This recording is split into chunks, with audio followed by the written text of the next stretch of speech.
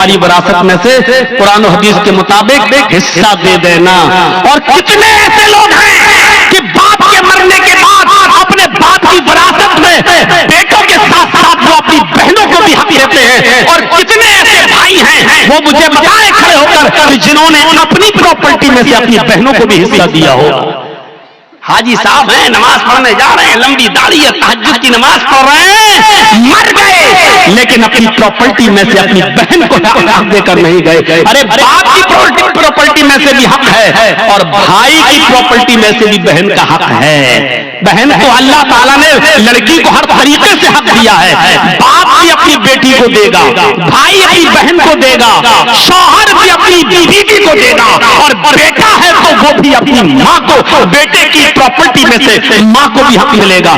ایک عورت چاروں طرف سے حقدار ہے، سمجھ رہے؟ جیسے میری ایک بہن ہے، وہ میرے باپ کی وراثت میں بھی حصہ پائے گی، اور جرجیز کو جو حصہ ملا ہے یا جو ہم نے کمایا ہے اور خریدا ہے، پراپرٹی بنائی ہے، جرجیز کی پراپرٹی میں سے بھی وہ حقدار ہوگی۔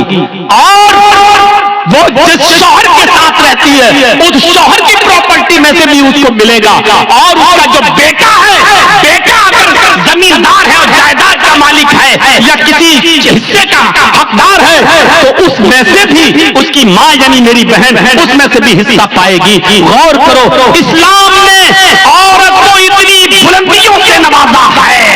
یہ میڈیا کے لوگ جو اچھال رہے ہیں اور بھاگتے پھرتے ہیں اور کہتے ہیں کہ اسلام نے ظلم کیا ہے، ظلم کیا ہے، ظلم، یہ ظلم نہیں ہے۔ مجھے بتاؤ کہ باپ کی بھی وراثت میں سے، بیٹے کی بھی وراثت میں سے، بھائی کی بھی وراثت میں سے، اور شوہر کی بھی وراثت میں سے ایسا کون سا مذہب ہے اور ایسا کون سا سمپردائے ہے جو اپنے بہن، بیٹی، بیوی کو حق دیتا ہو؟ میرے بھائیوں، یہ اسلام ہے جس نے عورت کو اتنی عزتوں سے نوازا ہے۔